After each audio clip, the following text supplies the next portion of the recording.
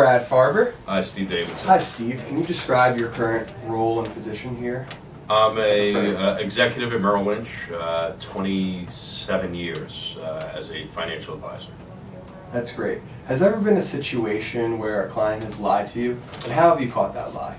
Well, what happens is our business is pretty much built on trust, and what we do is, everything's 98% of the business is over the phone, and maybe once or twice in my career I've had a client that would, what we say, DK a trade. They say they don't know what the trade was. They said they never did the trade, which is obviously catching it very easily because I know that I read it back to them and everything else.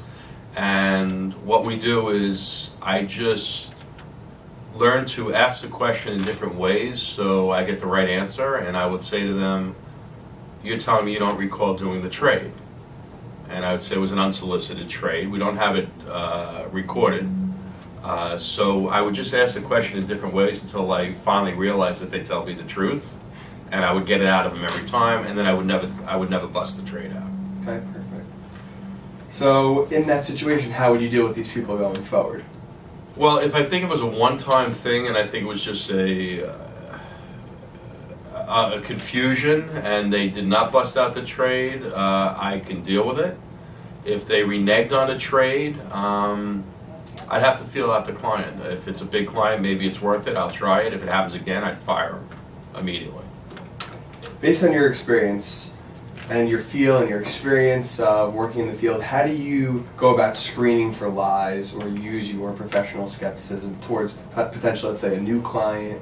Or I think what happens is when we get a new client, you have to profile them, and sometimes things don't add up.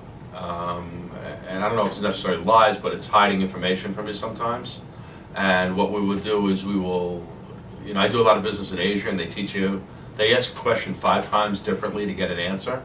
And I'll probe questions to get answers, to understand better and uncover situations that were not necessarily truthful.